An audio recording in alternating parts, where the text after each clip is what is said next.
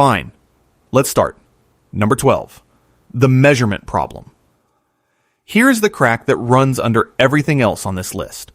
Quantum mechanics is the most accurate theory human beings have ever written down. It predicts the behavior of matter to 11 decimal places. We built the modern world on it, and it contains, right at its core, a contradiction that nobody has ever resolved. The theory has two rules, and they disagree with each other. Rule 1 says that when you are not looking at a particle, it spreads out. It behaves like a wave of pure possibility, existing in many states at once, evolving smoothly and predictably.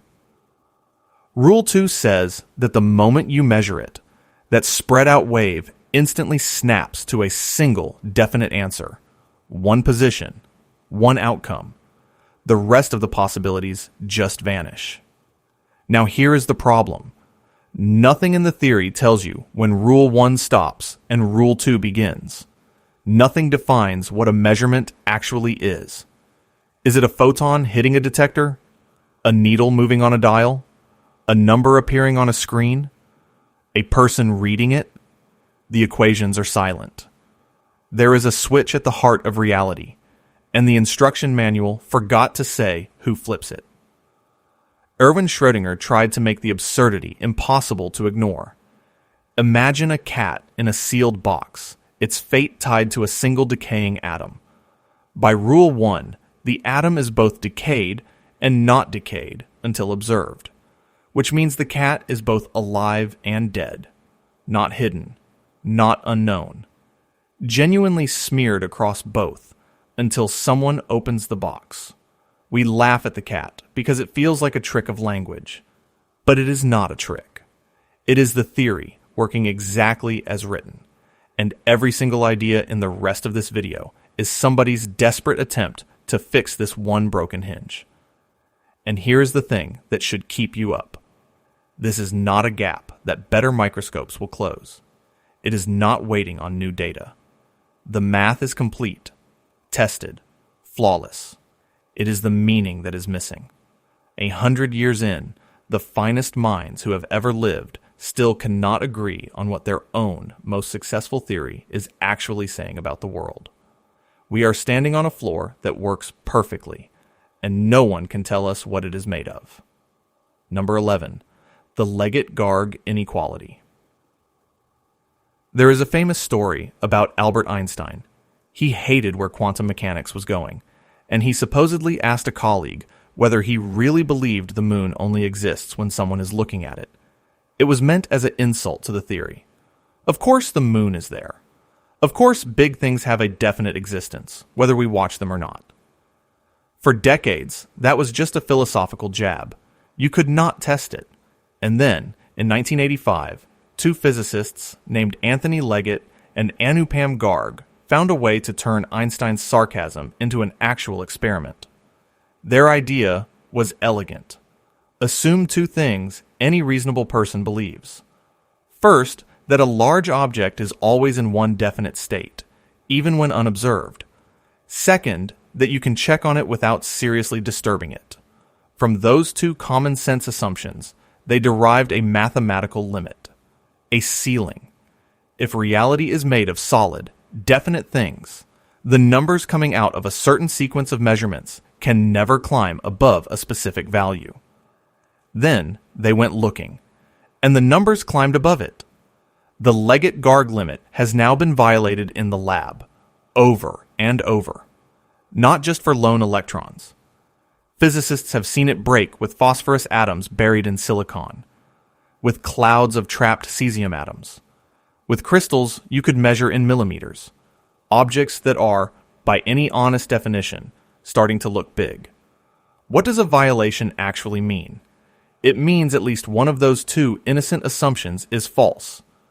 Either these objects do not have a single definite state when nobody is measuring them, or the very act of checking reaches in and changes them.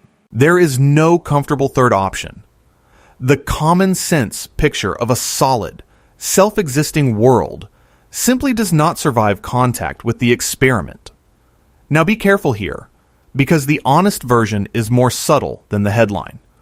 What the experiments strictly rule out is a very specific, technical form of large-scale realism, and closing every loophole completely is genuinely hard. Physicists argue about exactly how far the conclusion reaches, but strip away the caution, and something raw remains. Einstein asked, half joking, whether the moon is really there when no one looks, and the universe has started answering, in careful laboratory measurements, with a reply he would have despised. Maybe not quite. Number 10. Pilot wave theory. After all that, you might want something reassuring, a version of quantum mechanics where things are solid, where particles have real positions, where the future follows from the past like clockwork, and nothing collapses, and no cat is ever both alive and dead. Good news. That version exists, and it fits all the data perfectly. It is called pilot wave theory.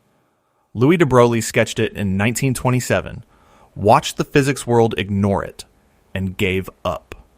Then, in 1952, David Bohm rediscovered the whole thing and finished it. In their picture, every particle in the universe always has a definite position. Always. There is no fuzzy cloud of maybe. There is a real particle, at a real place, at every moment. So where does the quantum weirdness go? It goes into the wave. Alongside every particle, there is a second thing, an actual physical wave that fills all of space, and it guides the particle. It steers it. The particle rides the wave like a surfer riding a swell, and because the wave passes through both slits, or both paths, the particle's motion carries the fingerprint of all those possibilities, even though the particle itself only ever took one route. The randomness you see in experiments is not real randomness. It is just your ignorance of exactly where each particle started. It is deterministic. It is definite. It restores the solid world. And here is the price. The guiding wave is non-local. That is a soft word for a savage idea. It means the wave connects everything, instantly, across any distance. Nudge a particle in a lab on Earth, and its partner on the far side of the galaxy responds in the same instant, with no signal traveling between them, no delay, nothing crossing the gap. The universe in this picture is stitched together by a web that ignores space entirely. And it gets stranger. Pilot wave theory reproduces every prediction of standard quantum mechanics down to the last decimal. Every one. Which means you can never run an experiment that tells the two apart. You are handed a genuine choice about the nature of reality, and physics refuses to referee it. You can have a definite world glued together by instant invisible connections, or a world with no definite states at all. Both fit. Both are allowed. The comfort was real. You just had to trade away the idea that anything is ever truly separate from anything else. Number 9. The consistent histories, interpretation. Most of the ideas so far argue about the present. This one comes for the past. We tend to assume there is one true history of the universe, one actual sequence of things that happened, whether or not anyone wrote it down. The consistent histories approach, introduced by Robert Griffiths in 1984 and developed independently by Murray Gell-Mann and James Hartle around 1990, quietly dismantles that assumption. Their starting move is to throw measurement out of the foundations entirely. No observers, no collapse. Instead, you describe the universe as a history, a time-ordered sequence of events, and you ask what the probability of that history is. Simple enough, but quantum mechanics has a nasty habit. Its possibilities interfere with each other, like ripples on a pond canceling and reinforcing. And because of that interference, you cannot just say, this happened, or that happened, for any old set of events. The math forbids it. The numbers stop making sense.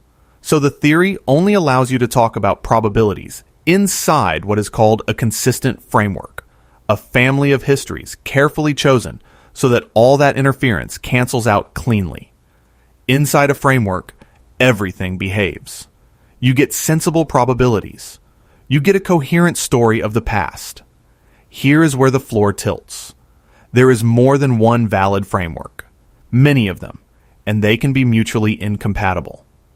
In one framework, a particle definitely went this way and had this property.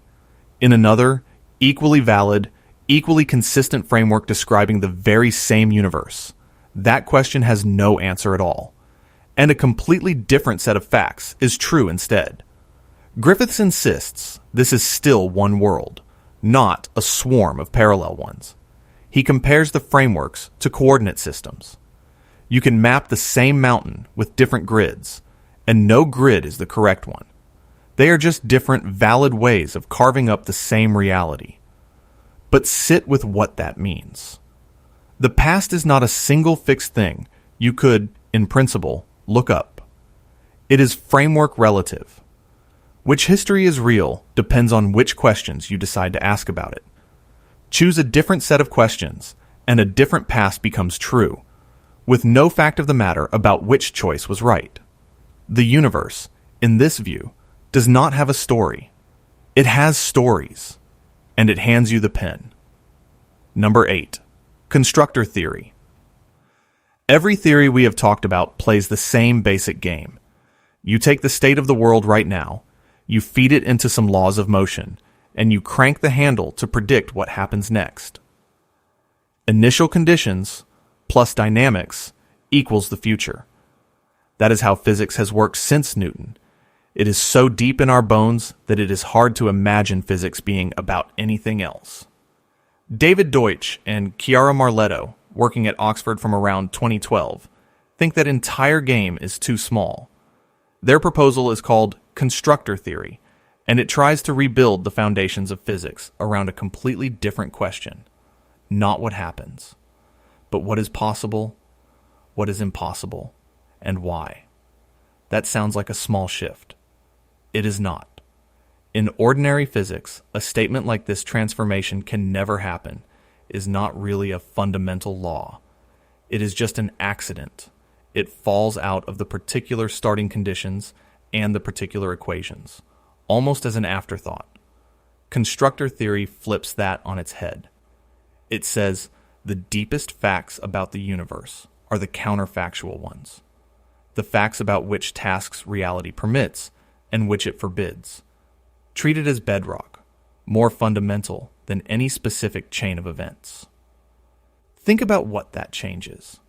Why can you turn an intact glass into a pile of shards, but never the shards back into the glass, all on their own?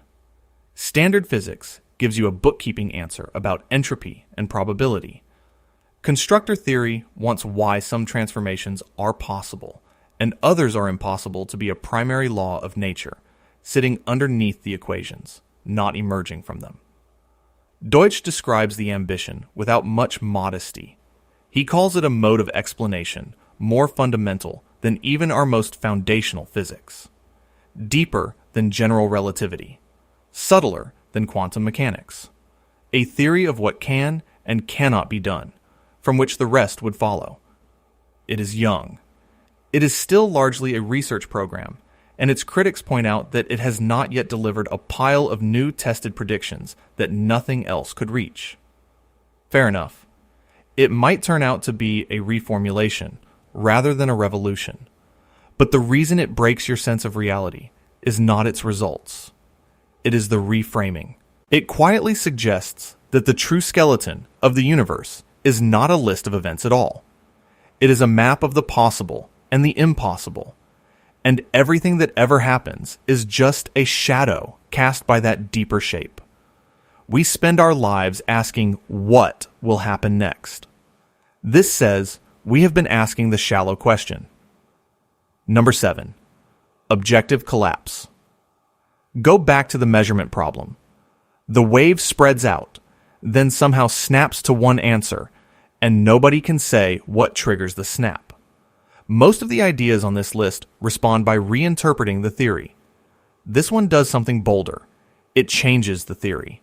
It rewrites the actual equations so that the snap happens all by itself, with no observer anywhere in sight. In 1986, three physicists, Giancarlo Gherardi, Alberto Rimini, and Tullio Weber, published the first version. It is usually just called GRW. Their idea is almost startlingly simple. They propose that every particle, every single one, has a tiny, fixed chance per second of spontaneously collapsing on its own. Not because anyone looked, not because of any measurement, just as a fundamental law of nature, baked into how matter behaves. For a lone particle, that chance is absurdly small. On their numbers, a single particle would collapse, on average, about once every 100 million years. You could wait through the entire age of the Earth many times over and not see one localize. So how does a wave ever collapse fast enough to give you a definite world? Numbers. A cat, a chair, a coffee cup contains something like 100 billion trillion particles, all entangled together. And here is the beautiful, ruthless part. Because they are entangled, the instant any one of them randomly collapses, it drags every other particle it is linked to along with it. In a large object, with that many particles rolling the dice every second, the wait for the first collapse is not 100 million years. It is a tiny fraction of a heartbeat. So the microscopic world stays soft and quantum, exactly as we measure it, because single particles almost never collapse. And the everyday world stays hard and definite, exactly as we live it, because big objects collapse constantly, automatically, billions of times over, forever. Reality assembling itself out of the fog, with nobody at the controls. And because GRW actually changes the equations, it is not just a story you tell about the math. It makes slightly different predictions than standard quantum mechanics, which means it can be tested. Right now, deep underground, physicists are hunting for the faint heat and the tiny flashes of radiation that spontaneous collapse should leave behind. They have not found the signal. Every search tightens the noose, ruling out more versions. It might be wrong, but if it is right, then the solidity of the world around you is not a fact. It is an event, happening, and happening, and happening in the dark. Number 6. The Diosy-Penrose model. So the wave collapses on its own. Fine. But that just moves the question. Why? What physically pulls the trigger? Spontaneous collapse theories like the last one basically shrug and write the collapse in by hand. This next idea names a culprit. And the culprit is gravity itself. The argument was reached independently by two people, the physicist Lajos Diosy and the mathematician Roger Penrose, the same Penrose who later won a Nobel Prize for his work on black holes. Their reasoning goes like this. Take an object and put it in a superposition, in two places at once. In Einstein's picture, mass bends spacetime. So an object in two places is trying to bend spacetime two different ways at the same time. It is demanding that the geometry of the universe be in two incompatible shapes simultaneously. And gravity, they argue, cannot stomach that. Spacetime will not hold two contradictory curvatures. The tension builds, and the bigger the mass, the worse it gets, until the universe resolves the conflict the only way it can. It forces the object to choose. The superposition collapses. Not because you looked, not because of random chance for its own sake, because gravity refused to let reality stay ambiguous. It is a gorgeous idea. Tiny particles bend spacetime so feebly that the tension is nothing, so they float in superposition for ages. Big objects warp it hard, so they collapse almost instantly. The theory even hands you a formula for exactly how long a given object can survive in two places before gravity snaps it into one. And that formula makes a prediction. When those charged bits of matter get yanked into place, they should emit a faint specific whisper of radiation. So in 2020, a team took a supersensitive detector and buried it deep under a mountain in Italy, at the Gran Sasso Laboratory, shielded from the world's noise, and they listened for that whisper. They did not hear it. The simplest, cleanest, parameter-free version of the Diossi-Penrose model predicted a glow that was not there. And so, they ruled it out. Falsified in a real experiment under real rock. Think about how rare that is. Most of the ideas on this list are nearly impossible to test. They live forever in the space of maybe. But this one made a promise the universe could check, walked into a laboratory, and died. Modified versions still cling on, wounded but breathing. Gravity, it turns out, might not be what makes the world solid after all. But for one strange moment, we got to put the nature of reality on trial, and the mountain returned a verdict. Number 5. The PBR theorem. For 100 years, there was an escape hatch. Whenever quantum mechanics got too strange, whenever the cat got too alive and too dead, you could reach for one comforting move. You could say the wave function is not a real thing. It is just information. It is just a summary of what we happen to know. The particle is really somewhere definite. The fuzzy wave is only our ignorance, drawn on paper. Collapse is not physical. It is just us updating our notes when we learn something new. That view has a name. The wave function as knowledge. And it let generations of physicists sleep at night, because if the wave is only in our heads, then all the paradoxes are about us, not about the world. The world can stay solid. In 2012, 3 physicists slammed that hatch shut. Matthew Pusey, Jonathan Barrett, and Terry Rudolph published a theorem, now called the PBR theorem, with a title that does not flinch, on the reality of the quantum state. Their proof is a piece of pure logic. They make one gentle, reasonable assumption that if you prepare 2 systems separately and independently, they have their own independent real states. Almost nobody wants to give that up. It is close to the definition of 2 things being genuinely separate. And from that single innocent assumption, they prove something devastating. If the wave function were merely our knowledge, then quantum mechanics would make predictions that disagree with the quantum mechanics we actually observe. The knowledge-only picture is not just unappealing. It is mathematically inconsistent with the data, which forces the other conclusion. The wave function is real.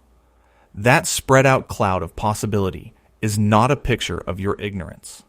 It is a physical thing, a genuine feature of the world, out there, whether or not any mind is watching. Sit with that. It means the fuzziness is not in your head. When a particle is smeared across many possibilities, the smear is real. Your uncertainty about where an electron is turns out not to be a limitation of your instruments or your knowledge. It is woven into the fabric of reality itself. The vagueness is a property of the universe, not of you. There are ways out, but they are narrow and expensive. You have to reject that gentle independence assumption, and the interpretations that do pay a heavy price elsewhere. For almost everyone else, the hatch is welded shut. The one story that could have kept the world solid and ordinary just got proven false. The ghost was real the whole time. Number 4, consciousness causes collapse. We keep chasing the same question. What ends the fuzziness? What takes the spread-out wave and forces it into one definite outcome? We have blamed random chance. We have blamed gravity. Now we arrive at the answer that serious physicists tried very hard to bury, because it points somewhere they did not want to look. It points at you. Follow the chain. A particle is in a superposition. It hits a detector, so now the detector is entangled with it, spread across both outcomes. A needle reads the detector, so the needle is spread too. A camera photographs the needle. A screen displays the camera. Every link you add just inherits the fuzziness. The superposition keeps climbing the chain, and nothing in the physics ever stops it. Where does it end? John von Neumann, one of the sharpest minds of the 20th century, laid this out mathematically in 1932 and noticed something uncomfortable. You can put the collapse anywhere along that chain, and the math still works. The theory does not tell you where the cut is. And there is exactly one place in the whole sequence where something genuinely new appears. The final step. The moment a conscious mind becomes aware of the result. In 1961, the Nobel laureate Eugene Wigner took the idea seriously and said it plainly. The chain ends at consciousness. Awareness is the thing that collapses the wave. Mind, reaching into the physical world, is what converts a haze of possibility into a single fact. Until something knows, nothing is decided. Feel how far that goes. It would make your awareness not a passive spectator watching reality unfold, but an active ingredient in making it real. The world stays a fog of maybe until a conscious observer looks, and the looking is the act of creation. And then the twist that makes it almost unbearable. Wagner himself walked away from it. In his later years, he abandoned the idea, and one of his reasons was chilling. The theory slides toward solipsism. If it is my consciousness that collapses reality, then what is your consciousness doing? Are you real to yourself, but a fog to me until I look? He could not escape that trap, and it embarrassed him, so he let the idea go. Almost every physicist today rejects it. There is no mechanism, no way for a mind to grab a wave and squeeze. Decoherence explains the appearance of collapse without any of this. And yet the chain is still there. It still has to end somewhere. And the one place something new enters is still the moment you become aware. Number 3. Integrated information theory. Hold on to that last thread, the idea that mind might matter to the fabric of things, because now a completely different field, neuroscience, arrives at a conclusion just as strange, from the opposite direction. The theory is called integrated information theory, built by the neuroscientist Giulio Tononi, starting around 2004. It sets out to answer the hardest question there is, not what the brain does, but why there is something it feels like to be you. Why all that electrical activity is accompanied by an inner experience at all. Tononi's move is radical. He does not start with neurons. He starts with experience itself, boils it down to its essential properties, and then asks what a physical system must have to possess those properties. His answer is a single quantity. He calls it phi. Phi measures how much a system is more than the sum of its parts, how tightly its information is woven together, so that the whole holds information that no collection of the pieces could hold on their own. High phi, rich integration, means rich consciousness.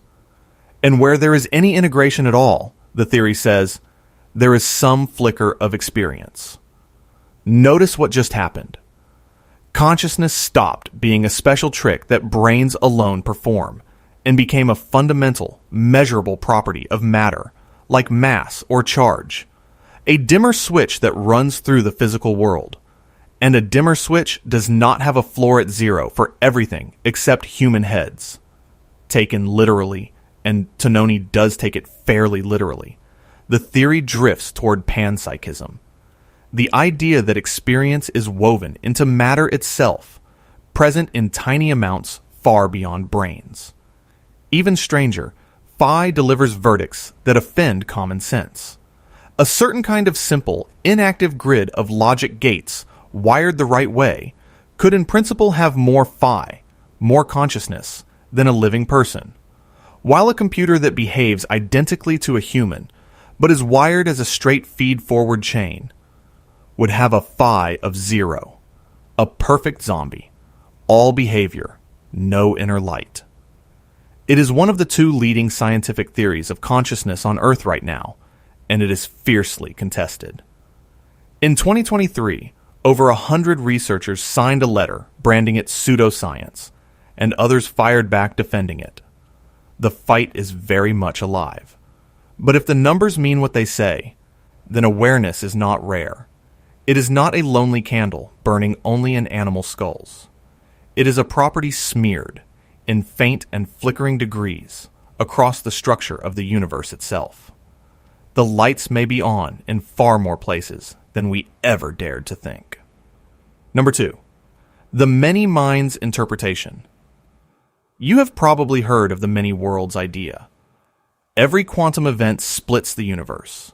The cat lives in one world and dies in another, and both are real, and reality keeps branching into countless copies. It is famous, and it is dizzying, but at least it is out there, happening to the world, at a comfortable distance from you.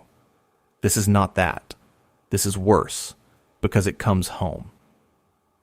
In 1988, two thinkers, the physicist and philosopher David Albert and his colleague Barry Lower, looked hard at many worlds and decided the splitting was in the wrong place.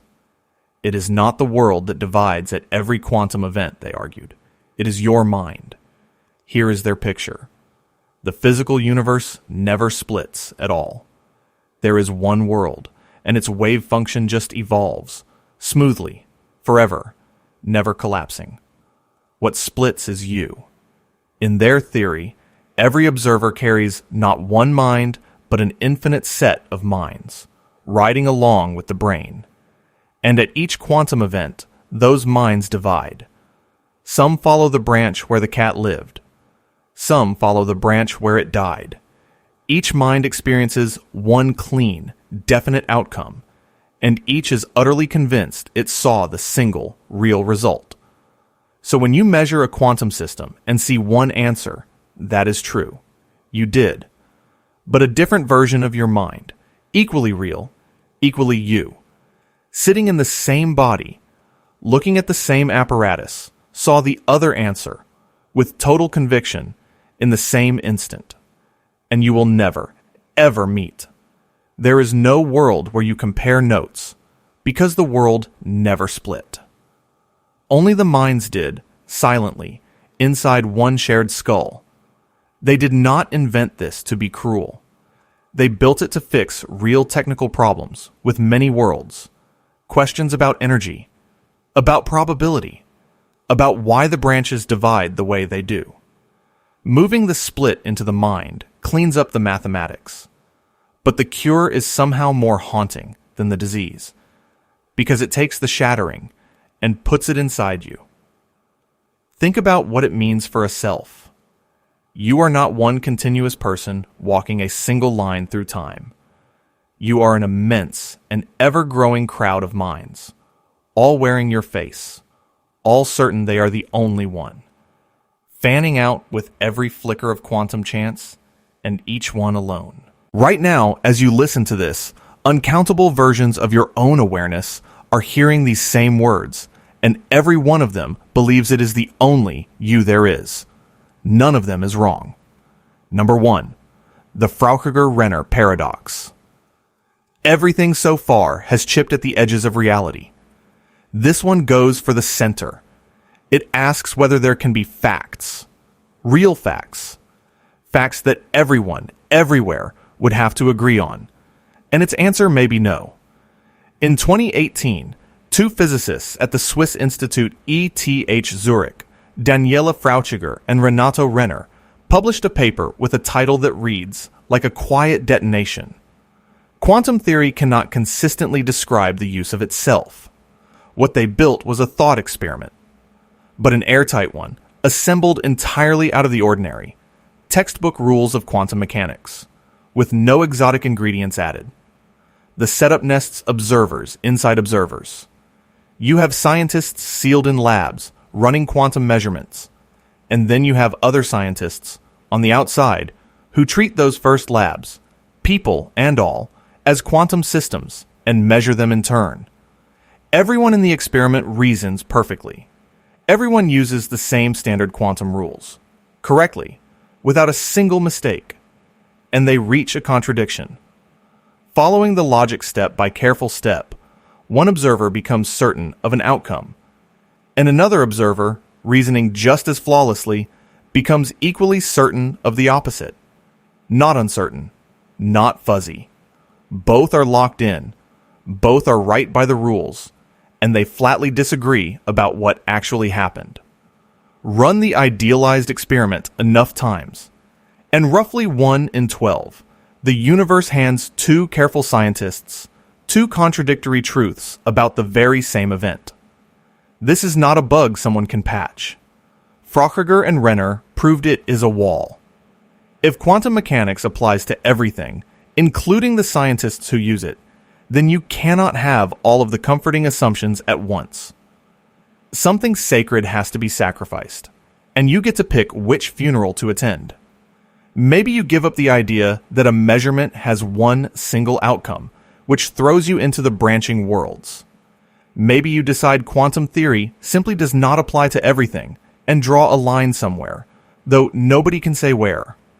Or maybe, and this is the one that hollows you out, you give up the idea that there are facts everyone shares. You accept that what is true can depend on who is asking. That reality is not one public thing we all inhabit, but something stitched to each observer, private, and only ever partly aligned with anyone else's. We started with a simple crack in an equation. We end here with a proof that the dream of a single, shared, observer-independent reality may be exactly that. A dream. The universe never promised us one truth. We just assumed it, because from the inside, it always felt like there was. Thank you for watching and sticking till the end. We've got plenty more videos coming in the future. Hit that subscribe button so you don't miss them. See you in the next one.